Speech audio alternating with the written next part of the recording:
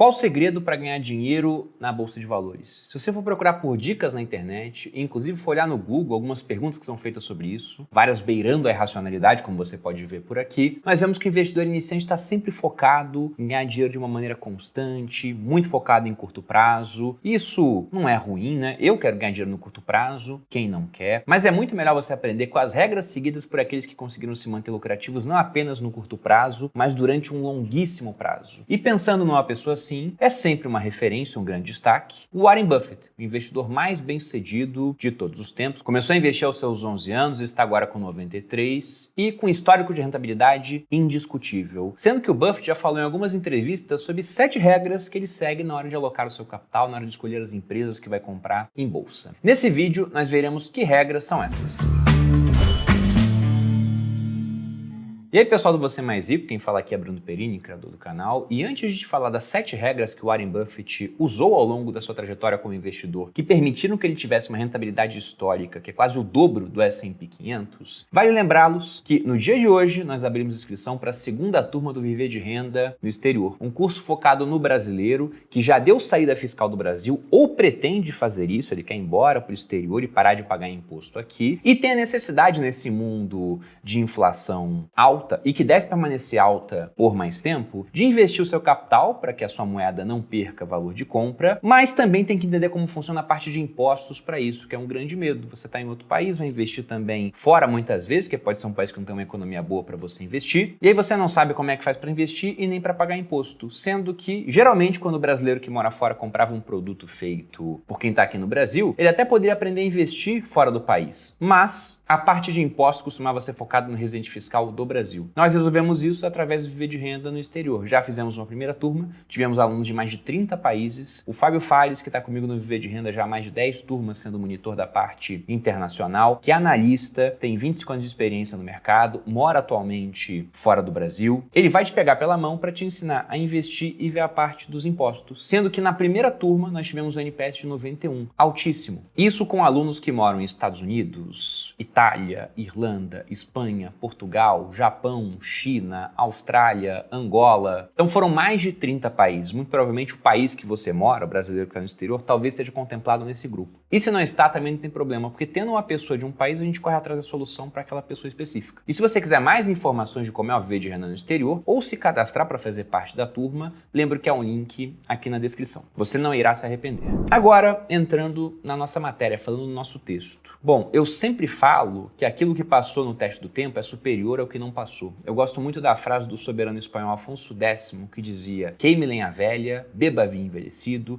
leia livros antigos e mantenha velhos amigos. Porque veja que tudo isso passou no teste do tempo. A lenha velha, ela tem menos água, vai queimar melhor. O vinho envelhecido, aquele de guarda, vai ficando também com gosto mais apurado. Os livros antigos passaram no teste do tempo também. Se você lê um livro que tem 2.000 anos de idade, provavelmente ele vai ter mais 2.000 anos de idade pela frente. Enquanto o best-seller da Veja da última semana, provavelmente não vai ser mais lido daqui a 5 anos. Pelo menos boa parte deles vai desaparecer através do filtro do tempo. E a mesma coisa com os amigos. Então, naturalmente, se você procura regras para investir o seu capital, é muito melhor você ver as regras que deram certo lá atrás, que provavelmente continuarão dando certo agora e também no futuro. E se pensamos nisso em termos mundiais, automaticamente pensamos na figura de Warren Buffett. Apenas para você ter noção do que o Buffett foi capaz de fazer, se nós pegamos o retorno ao longo de 10 anos, contado de 2012 a 2021, o mercado, e aí por mercado nos Estados Unidos entendo o S&P 500, ele dá um retorno médio de 16,6%.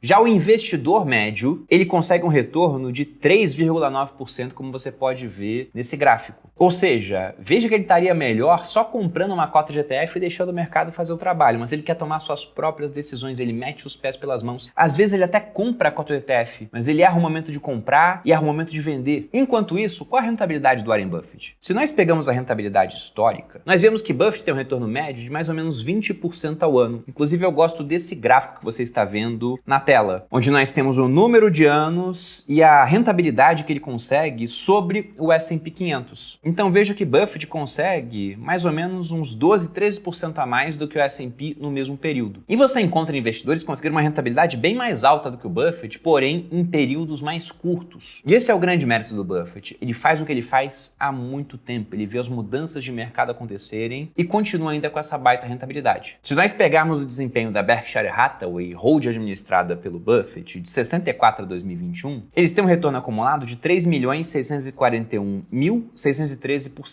Isso contra 30.209% do S&P 500. Isso significa, em termos absolutos, que se lá em 64 você investisse $1.000 na Berkshire Hathaway e $1.000 no S&P 500, a Berkshire Hathaway te devolveria 36,4 milhões de dólares, enquanto o S&P te daria um resultado de mais ou menos 303 mil dólares. Nada mal para S&P, mas muito melhor na Berkshire Hathaway. E quando perguntado em entrevista sobre os princípios que levaram a um resultado tão expressivo, Warren Buffett ele deu 7 argumentos que ele acredita que auxiliam bastante na alocação de capital. E para ter esse retorno absoluto muito maior do que o principal índice de mercado americano, você pode ter certeza que o Warren Buffett ele contou com um pouco de sorte, com certeza, mas ao fazer isso durante tantas décadas, a gente pode falar que não é só sorte, tem muita competência envolvida e certos princípios seguidos na hora de alocar o capital. Em algumas entrevistas, Warren Buffett deixou transparecer esses princípios, que eu vou colocar aqui no vídeo. Ao todo, eu coloquei 7, e o primeiro deles seria para evitar as emoções. Eu mesmo sou muito interessado numa corrente filosófica chamada estoicismo, que remete à Grécia Antiga com Zenão de Sítio, inclusive o começo, da vida filosófica de Zenão é interessante. Ele era um mercador,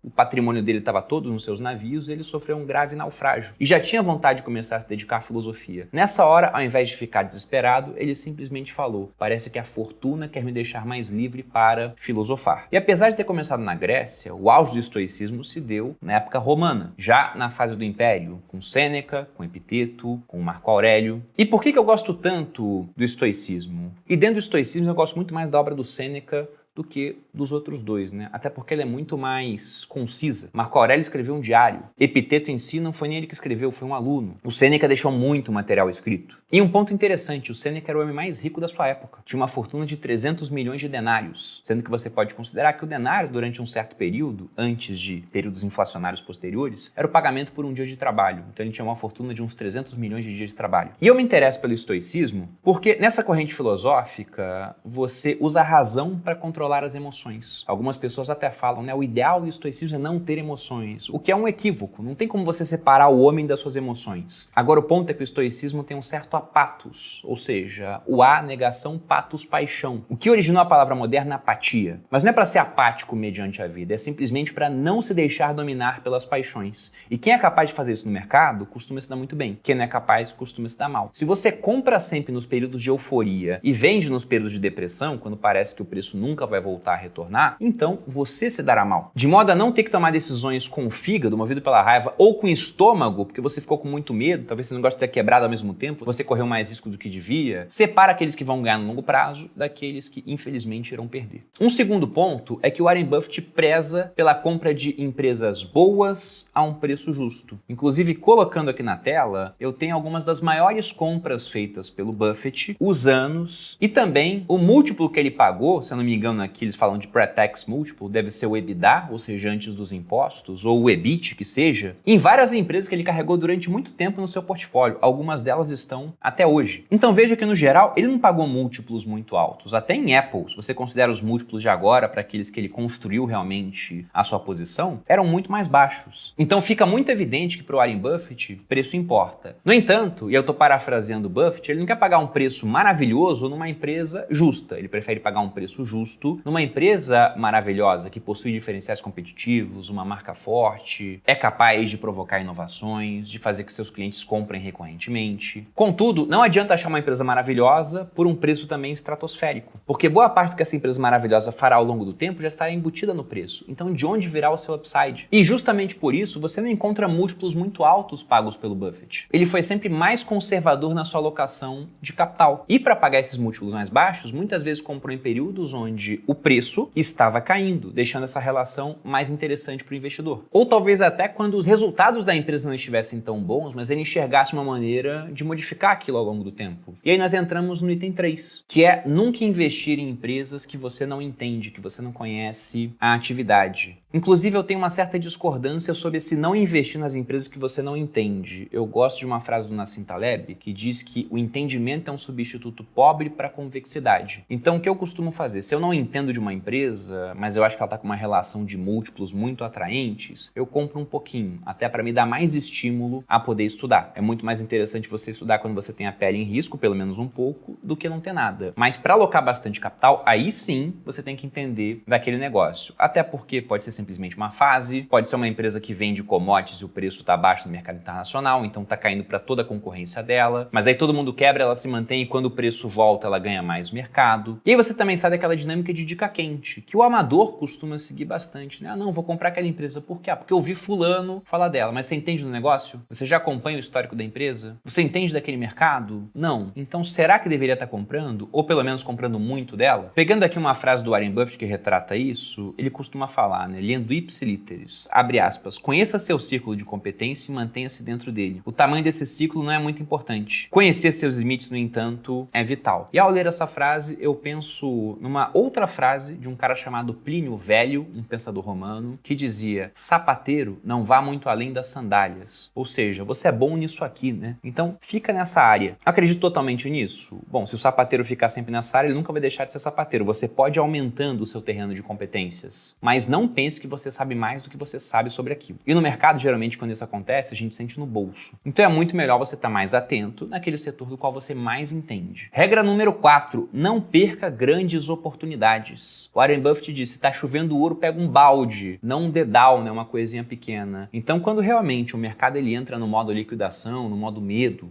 e de tempos em tempos isso costuma acontecer, é nessa hora que você enche o carrinho. Desde que você tenha feito o dever de casa, né? Se tem gente que estava totalmente exposta, sem reserva, e aí sem fazer um balanço da vida também, é assim que muita gente quebra, porque principalmente o mercado americano, ele sempre volta. O mercado brasileiro também, depende de como você olha. Se for olhar em dólares, não, nunca voltamos do topo de 2008. Mas você olha o mercado americano, vem crise, sai crise, ele volta, né? Teve a crise de 29, que foi terrível, em 54, 25 anos depois, ele tinha recuperado o topo anterior. Agora, não é porque o mercado voltou que o investidor conseguiu esse regresso. Ele pode ter ficado durante o caminho. Simplesmente porque o cara tinha uma empresa que quebrou quando veio a crise. E aí ele teve que vender as ações para poder sobreviver. Então, para quem fez o dever de casa, quando a oportunidade aparece, é hora de aproveitar. E um ponto interessante, essa é uma ideia antiga, vem da mitologia grega, mas eu conheci inicialmente durante a minha época como militar. Meus instrutores costumavam falar que a oportunidade é um bicho cabeludo na frente e liso atrás. Eles talvez não soubessem, mas estavam falando deste deus aqui, Kairos, um dos deuses do tempo. Kairos, inclusive, tem uma ascendência interessante. Ele é filho de Zeus com Fortuna, que é o nome romano de uma deusa grega chamada Tyche, ou Tyche, que era a deusa da riqueza, a deusa da fortuna, de fato, das coisas boas ou ruins que poderiam acontecer, né, das coisas fortuitas. E o Kairos, ele tinha esse penteado interessante. Ele tinha uma grande mecha na frente do cabelo e era careca atrás, ou seja, a oportunidade é assim, ou você pega o Kairos quando ele aparece na sua frente, ou você deixa ele passar. Mas o mercado de tempos em tempos oferece oportunidades, então quem está pronto para aproveitar costuma fazer bons negócios, por isso esteja pronto. 5. Warren Buffett fala, não venda ações por causa de flutuações no preço. Em vez que aqui ele fala sobre flutuações. Perda de fundamentos é algo diferente. Então não pense que, comprei a ação, mas ela caiu 50%, vou mantê-la. O tempo todo investiga os fundamentos das empresas que você possui no seu portfólio. Afinal de contas, com mudanças de mercado, disrupção, revolução tecnológica, tem negócios que podem ser muito bons até uma hora que não são mais. E nessa hora, você vende. Agora, se a empresa manter os seus fundamentos e o preço dela está caindo simplesmente por condições de mercado, porque os juros estão subindo no mundo, como agora, por exemplo, mas inclusive os resultados dela estão melhores, então isso não seria motivo para você vender. Possivelmente seria motivo para comprar mais. E aí, durante quanto tempo você mantém isso na sua carteira? Bom, segundo Buffett, provavelmente o período de espera dele talvez seja para sempre. Já que se você virou sócio de um bom negócio e ele se mantém um bom negócio, não há por que vender. E aí já chegamos na regra número 6, diversifique, porque você não irá comprar apenas um bom negócio, mas vários. Contudo, você não vai comprar também múltiplas dezenas de negócios, centenas, porque aí é melhor você comprar uma cota de um ETF. Se a gente pega hoje a posição do Buffett, a gente vê que ele tem diversificação. Nós temos ao todo 11 empresas, sendo que é uma certa concentração em Apple, né? Uma certa concentração, até um eufemismo, 50% disso é Apple. E 11 empresas não é tanta coisa assim. Eu, por exemplo, sou adepto dessa ideia de ter entre 10 e 15 empresas há bastante tempo. Até olhando a carteira de gestores de fundos de ações que costumam ter bons resultados, geralmente a gente vê isso. Diversificação, mas não simplesmente uma pulverização em várias posições. Inclusive no Viver de Renda, eu dou até um argumento matemático para isso com base no estudo que o pessoal da Speech fez, tentando encontrar algo como um número interessante de ações para você ter em carteira. E aí o que eles viram basicamente é que muito pouco, um excesso de concentração te traz muita volatilidade, muita diversificação, ter 20 empresas, 25, 30, 50, você já tem um comportamento mais próximo de ETF. E a volatilidade já não cai tanto, mas o retorno cai bastante. De maneira que se você sabe o que está fazendo, vale a pena diversificar em ações, mas não pulverizar. Todo mundo fala que diversificação é o último almoço grátis. E eu concordo, mas segundo o próprio Warren Buffett, diversificação é a arma daqueles que não sabem o que estão fazendo. Então se você tem muitas posições, talvez você simplesmente não saiba o que está fazendo. E nesse caso, talvez fosse melhor comprar uma cota de ETF. E por último, e talvez mais importante, tenha medo quando os outros forem gananciosos e seja ganancioso quando os outros tiverem medo. Isso relembra um pouco aquela primeira regra, né? De controlar as suas emoções. Mas aqui também fala um pouco de timing de mercado. Porque o que acontece? Nos momentos em que o mercado ele não para de subir, muitos iniciantes chegam na bolsa, estão dispostos a comprar ideias como, simplesmente vou investir tudo em bolsa, não tem nenhum tipo de reserva, se cair eu compro mais, e se ficar 5 anos na baixa eu tô comprando e um dia vai voltar. Elas ficam muito populares, mas essas ideias são tremendamente difíceis de serem implementadas na prática. Provavelmente você conhece alguém que investia antes da pandemia e depois da pandemia a gente teve 2 anos e meio aí de mercado de lado. Nem posso falar que o mercado caiu muito, ele está simplesmente andando de lado, preso em uma caixa de oscilação em torno ali dos 100 mil pontos do Ibovespa, né? Cai muito 100 mil pontos, daqui a pouco volta e fazemos o nono churrasco dos 100 mil pontos, baixa em 120, volta e tá preso ali. E só de estar andando de lado já teve muita gente que desistiu de investir, foi embora, porque perdeu muito mais dinheiro do que o mercado, estava muito comprado em varejo, por exemplo, quis vender tudo e foi para renda fixa, porque paga juros de 1%.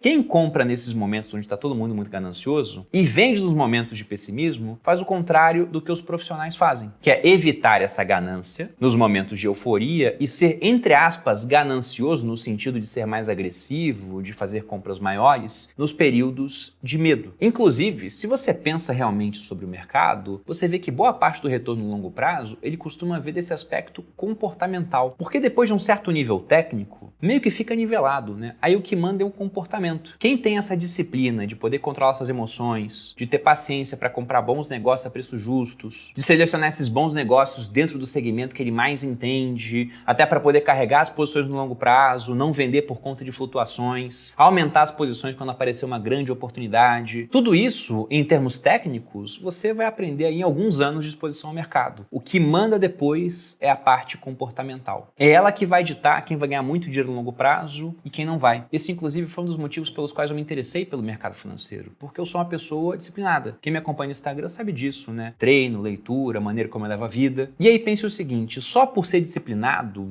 eu poderia operar um cérebro melhor do que um neurocirurgião? Evidentemente que não. Só por ser disciplinado, eu poderia construir um prédio melhor do que um engenheiro? É evidente também que não. Agora, por ser disciplinado, eu poderia ter uma performance na minha carteira melhor do que a de profissionais de mercado, que poderiam ter mais conhecimento técnico, mas menos disciplina? Sim, porque o aspecto comportamental é muito importante. E aí, se você tem esse conhecimento, então, melhor ainda. E se não tem, corra atrás. E a mesma parte no aspecto comportamental. Se você não é disciplinado, desenvolva a sua disciplina, porque isso faz muita diferença no mercado. Uma boa maneira de fazer isso é seguindo essas 7 regras que eu passei aqui para você. E para fechar esse vídeo, um último ponto interessante. O Warren Buffett tem todo aquele retorno que nós vimos, um histórico absolutamente impressionante, mas vamos lembrar o seguinte, né? Eu vou colocar 2 gráficos aqui na tela. Isso aqui só quem vai ver é quem chegou até o final do vídeo. Um deles mostra o retorno do Warren Buffett desde 64 até mais ou menos 2015 contra o S&P 500. E o que você vê nesse gráfico é que, caramba, ele tem uma rentabilidade muito maior. Veja que ele está em escala logarítmica aqui. $100 na mão do Warren Buffett daria mais de $1 milhão, $100 na mão do S&P vai dar em torno de uns $5 mil. Só que observe que o período onde realmente ele abriu a boca de jacaré para o S&P 500 foi ali a partir do início da década de 70 90 até mais ou menos o começo dos anos 2000. E o que você tinha nesse período, né? Uma grande assimetria de informação. Não tinha internet nos anos 70, nos anos 80, nos anos 90 estava começando. E lá atrás, principalmente, como é que o investidor fazia para ter informação das empresas nas quais ele queria investir? Tinha que pedir por telefone, tinha que pegar um trem para ir lá na empresa e falar com a RI, tinha que pedir um envio por fax. Então, o acesso à informação era muito mais restrito. E o número de participantes no mercado também era mais restrito. Era um mundo menos globalizado. Hoje em dia, com muito mais participantes, com muito mais informação e com custo baixo para você adquirir essas informações e também para transacionar no mercado, mudando de ideia, o que acontece é que o desempenho do Warren Buffett ele está ficando muito mais próximo do desempenho do S&P 500. Inclusive, em vários períodos abaixo, como você pode ver nesse outro gráfico, que mostra um período de 10 anos em que a performance da Berkshire Hathaway, em vermelho, ela basicamente acompanhou e quase sempre perdendo para o S&P 500. Ou seja, até para o Warren Buffett está difícil de ganhar do S&P 500 hoje em dia. E aí eu não estou falando que simplesmente não tem valor o que ele tem em termos de habilidade. Não, mas o que eu estou falando é que, principalmente lá fora, no mercado mais eficiente, será que vale a pena ficar fazendo esse stock picking ou é melhor ficar comprando ETF? Fica essa provocação aqui, eu quero ouvir a opinião de vocês, daqueles que chegaram até o final do vídeo. Espero que você tenha gostado. Se você gostou, dê seu like, se inscreva aqui no canal, me acompanhe nas redes sociais. Um grande abraço e até a próxima.